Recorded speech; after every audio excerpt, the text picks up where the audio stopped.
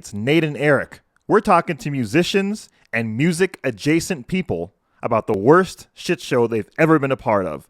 These are the stories that you don't get to hear. This is what we call shit show. Hello, it's me and Nate. Hey, what's going on, everybody? I hope you're doing well. Eric's not with me today, but I wanted to go and say sorry out of the gate for 3 weeks of not having a podcast happening.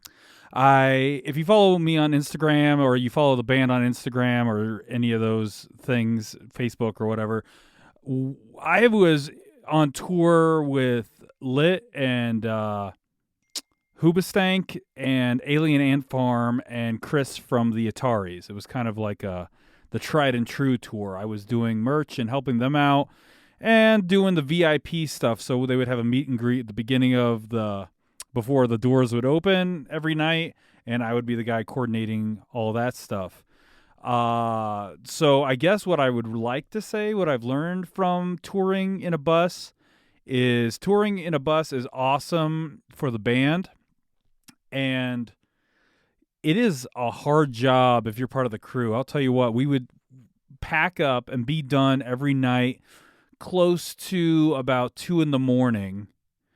And then once that was done, we'd have bus call either like 4 or 3 a.m. And bus call means you just have to be on the bus or else they're going to leave your ass. And then we would drive through the night. And if you've ever tried to sleep on something moving, I brought this up to a few people. Like, a lot of people are like, oh, no, I used to fall asleep in cars and as a kid, and it was like, it's super easy and super comfortable. I wasn't one of those people. I never once was like in a car going, yep, time to go to sleep. Because my lizard brain was like, you could die. So you need to pay attention, or the person you're riding with is not a good driver. I don't know. There's too many like variables in my brain that would make me not be able to relax. And that's actually been apparent in my adult life as well. So riding on a bus, after loading gear and getting things wrangled and everybody together, and at 2 a.m. and then driving through the night, it's really hard for me to take us to sleep. So basically for a month, I've been sleep deprived. And back to what I was saying, like the crew is working their butt off. So we'd get into the venue or the area at 9 a.m. and everyone would wake up that's part of the crew and just scout everything out and get everything loaded or start to prepare to load everything. Usually load in was about 11 or 10 when we could actually get into the club. But then they would work all day until 2 a.m. and then do it all over again for a month. So shout out to the crew, shout out to the bands for letting me tag along and be a part of the tour, the Tried and True tour. If you haven't, you should go and definitely check out the new Lit record. It's pretty lit. Dad jokes. Anyway, so today I'm going to be talking to Boris from Gogol Bordello. Sweetheart, sweet person, a lot of funny jokes, all the good stuff. Anyway, here it is. I hope you enjoy it. Also, glad to be back and glad to see you guys again. All right, hit the music!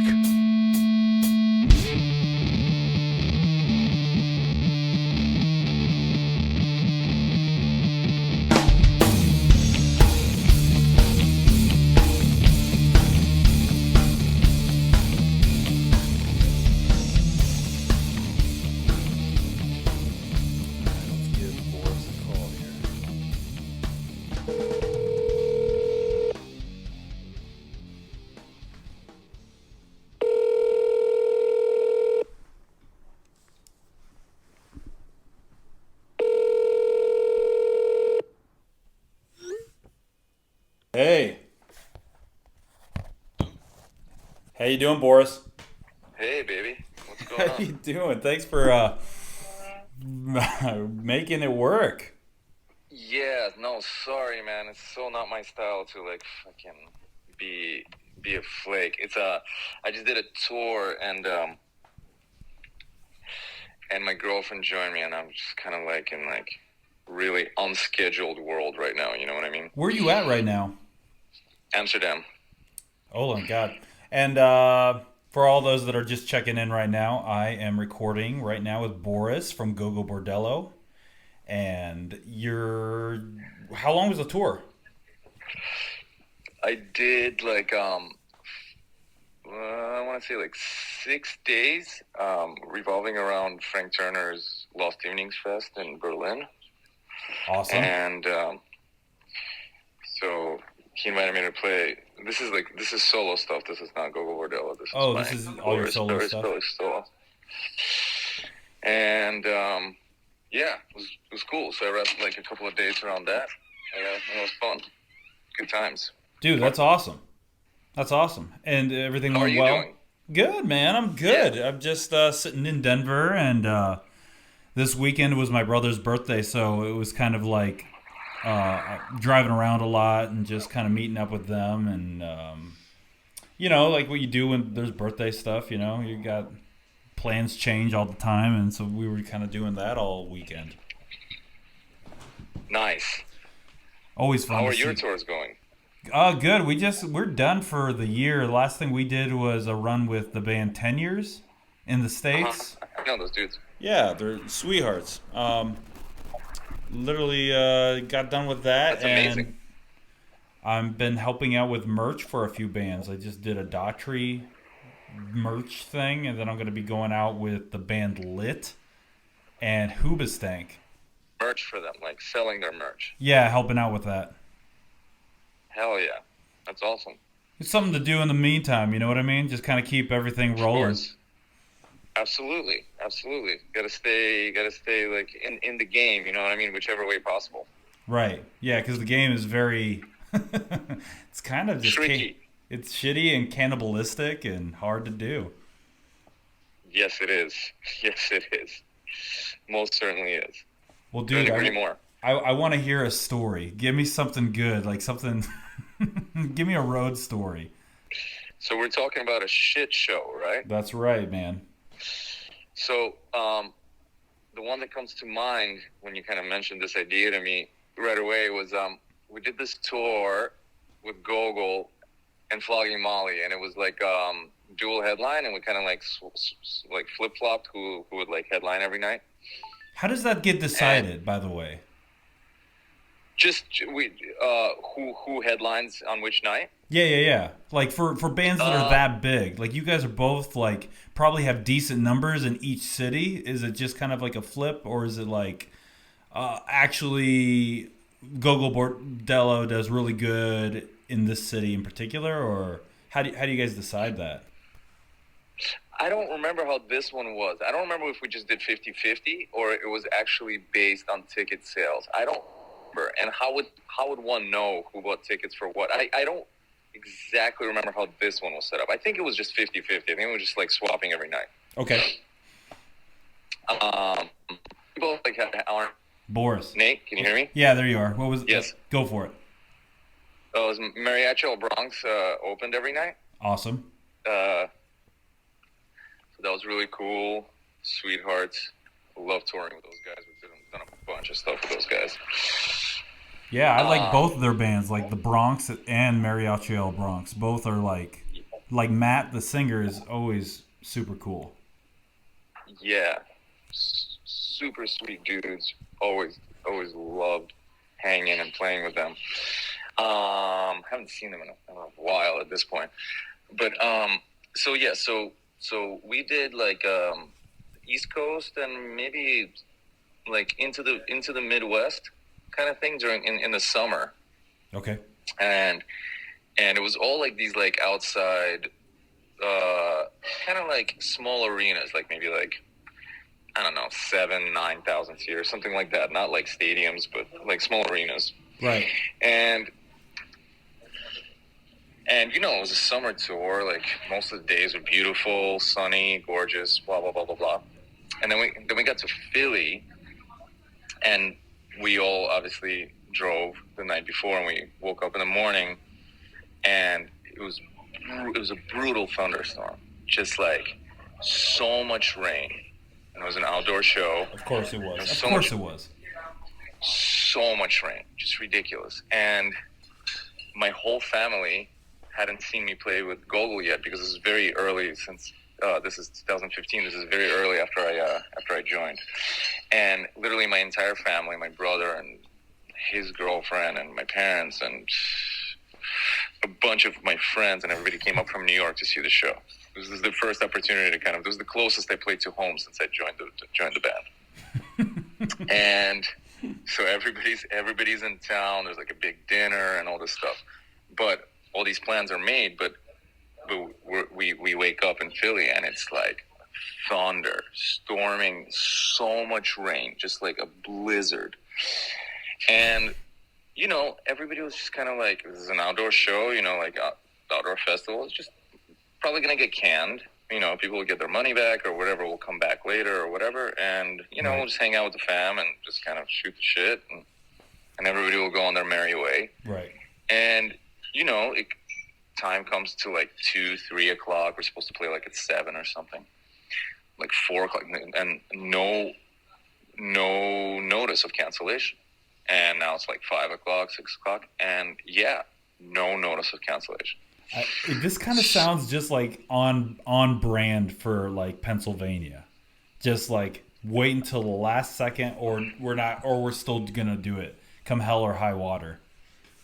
Hell or high water, exactly. Just the most dangerous thing ever is to have,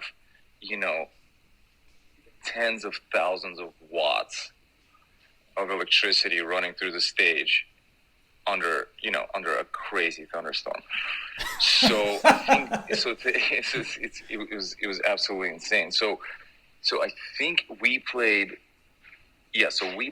second that night. We headlined that night, and I think it kind of chilled out when Flogging Molly went on, and it was kind of like really, really wet, but slightly chiller. And it's raining this whole time. Raining, but a little bit chiller when that went on. And then we went on. Okay. And it was just brutal. Just like it's like a hurricane. Like literally a hurricane. Oh my god! And they didn't cancel at all. Nothing. They just kept going. They didn't pull the plug. They just kept us going. So we get out on stage. I mean, the first thing that happens to like 3 of us is we almost like kick the pavement like hard, like just slipping and sliding on stage. And oh my god! we do our like whatever changeover, like 20-minute changeover, and we start the show. The wind starts pointing at the direction of the stage, and literally all the precipitation is going onto the stage. With all the electrical gear and everything, just blowing in your face. Blowing the face. Everybody's soaked. Then it's getting worse and worse. By song 3, my pedal board starts floating on the stage like a fucking raft. No way. Like it just starts moving away from me like a boat. No way. It's covered. It's like one pedal at that point works. Like everything's destroyed. Like everything's gone. Oh, and the thing is like going. It's like away from me. I'm like pushing it with my foot, trying to get it to stay like in my kind of like in my vicinity and not like travel to like the front of the stage and fall over. Oh my gosh. What is the crowd doing? The crowd. Are they swimming at this like, point? Some are just like covering themselves like in some of the covered areas, like by the bar areas or whatever, and some are just so drunk that they don't give a shit. You know what I mean? They're just like to them it's like what a spectacle. You know what I mean? Like, so some of the crowd is just like enjoying it and like being nuts and like just like partying in the moment of this crazy rainstorm and Gogol Bordello playing. And some are, and a lot of the crowd is just not there. A lot of people just went home. A lot of people didn't show up. It was not a very well attended show by any means. A lot of my friends that were supposed to come from New York did not come up. Like it was crazy. It was crazy. And the fact that they didn't cancel was insane. And I always think about the story about my buddy from a band called Ozo Motley. Okay. Told me a story one time, like years ago, how they were playing in Nepal and something was wrong with the power and he got sucked into the microphone and they had to like peel him off with like 3 guys pulling, like one pulling on the mic stand, the other pulling on him. Because he got electrocuted.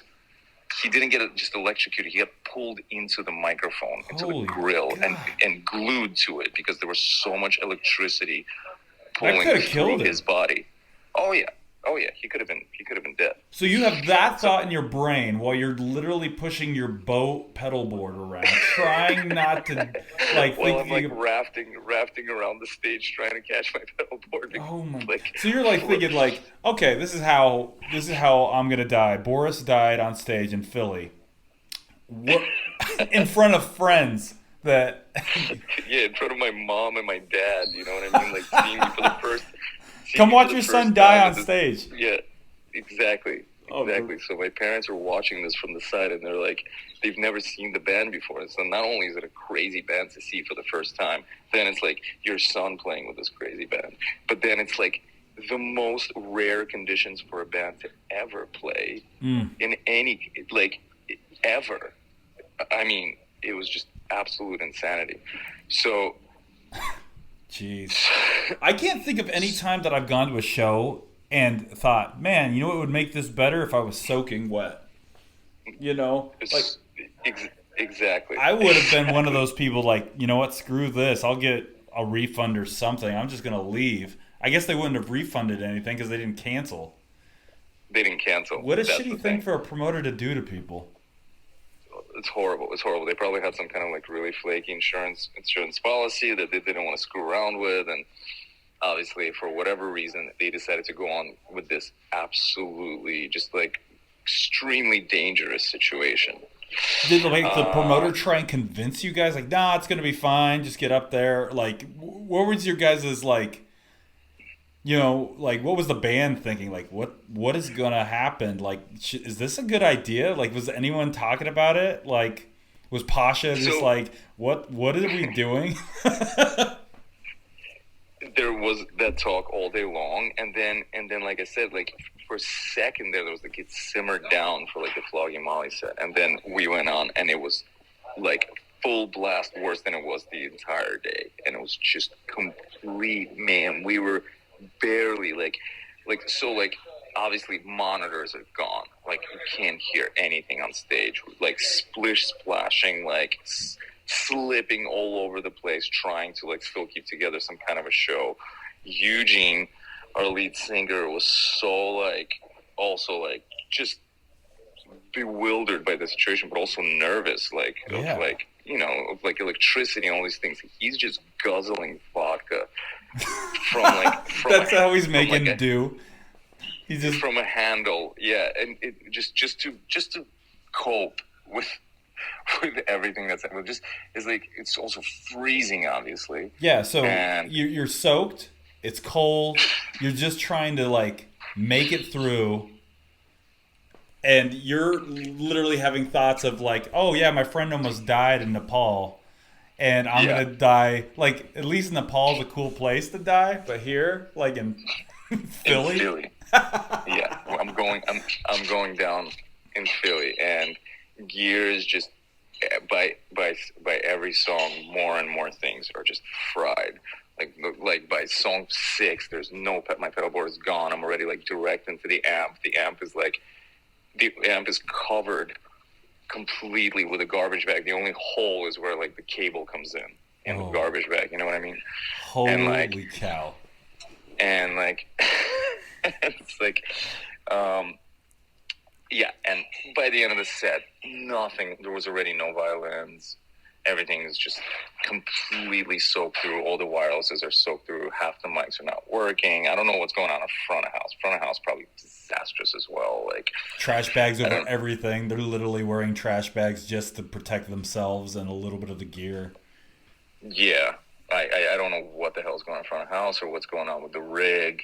Like probably most speakers are out, everything's out, and we played the set. We never went off. We finished by the end, but by the end there was literally like, because also like there was debauchery because Eugene was just chugging vodka and passing the bottle around the stage. We were so drinking really heavily, despite all the insanity. So by the end, it was just like the way we left the stage. It was just like pedal board just like floating, like a bunch of like wireless systems and like just gear just float, just like everything that didn't work just got thrown onto the stage, and like the show continued just like acoustic or whatever like whatever it was, like, you know, drum set completely soaked, everything soaked. And I remember we finished the set somehow, and like, you know, I came backstage and spoke to my parents, and they were like, is this what you do every night? I'm like, well, kind of.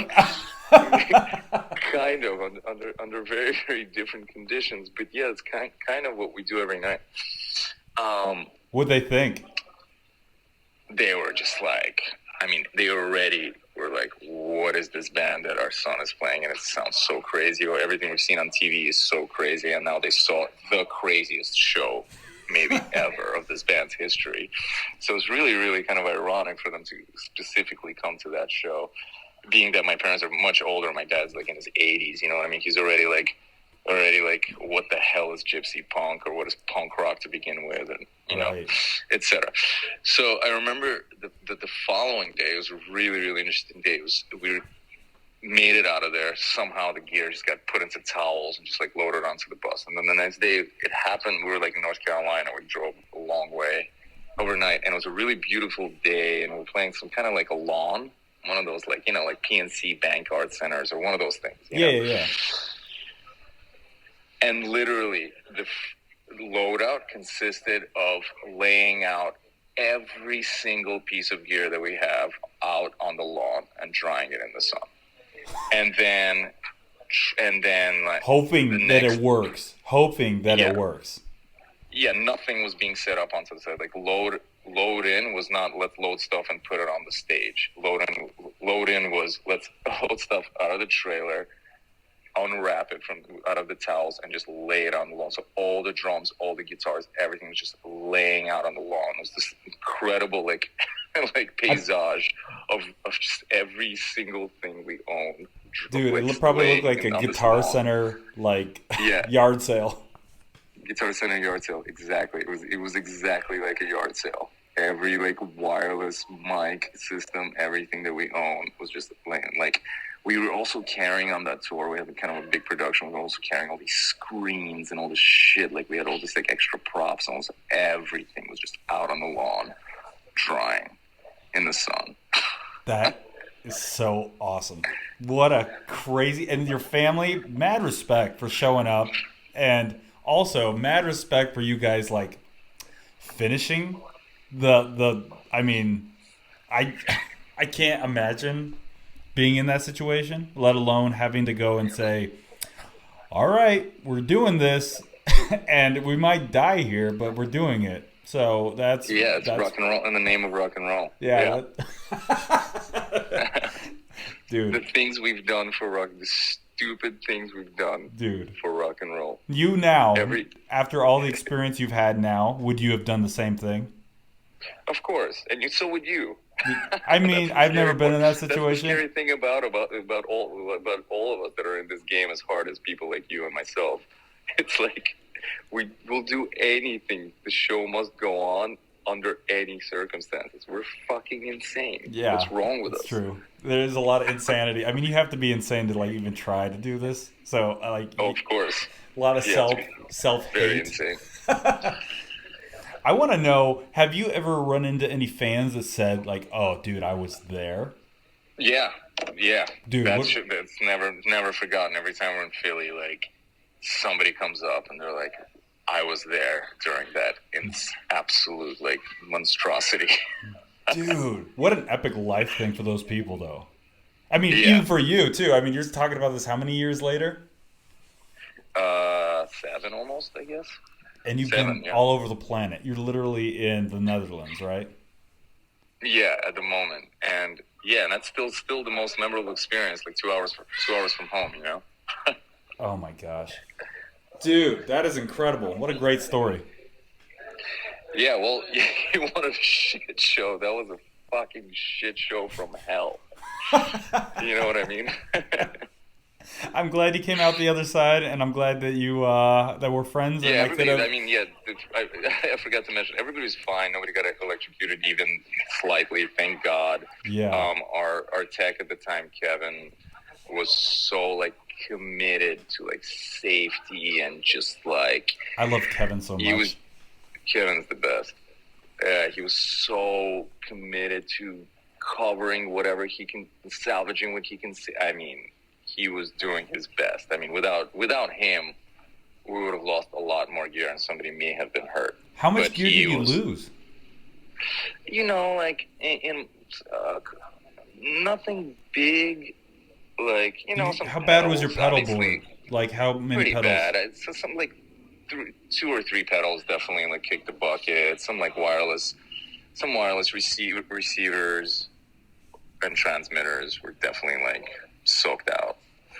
Holy Which are, you know how expensive that shit is. Dude, I'm looking at a box right now of new guitar wireless receiver, and that thing's like $700 just for like the one part of it. It's like so stupid how expensive that shit is. All that stuff is so expensive, and not only is it expensive, like then the frequencies run out and you have to buy it again.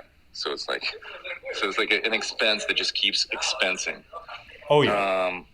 So shit like that. Nothing huge. No amplifiers or like a full. Nothing huge, thankfully. But once again, because Kevin was like running around with garbage bags and covering everything, you know. What a badass! That's awesome. Yeah. I should give him a text sometime. Honestly, that's what it reminds me of.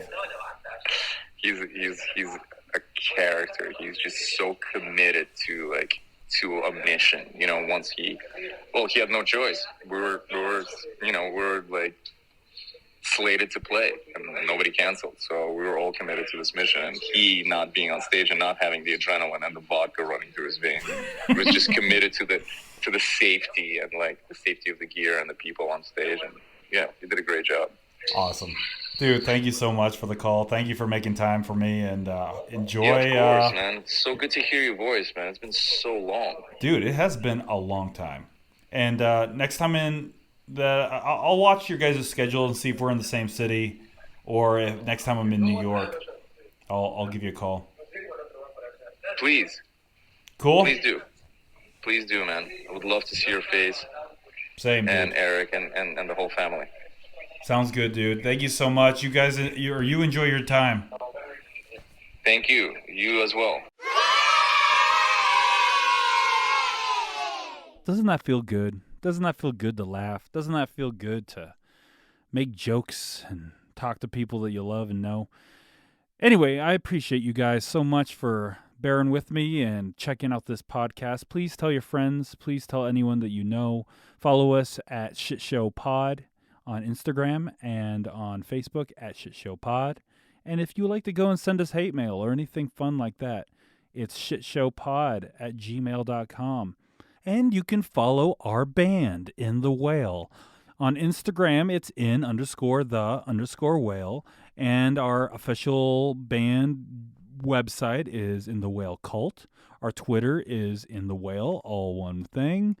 And what else do we have? Facebook is @InTheWhale. Okay, guys. Well, appreciate you and appreciate being here with you. Until next time, guys, please don't be a shit show and keep it clean. Goodbye.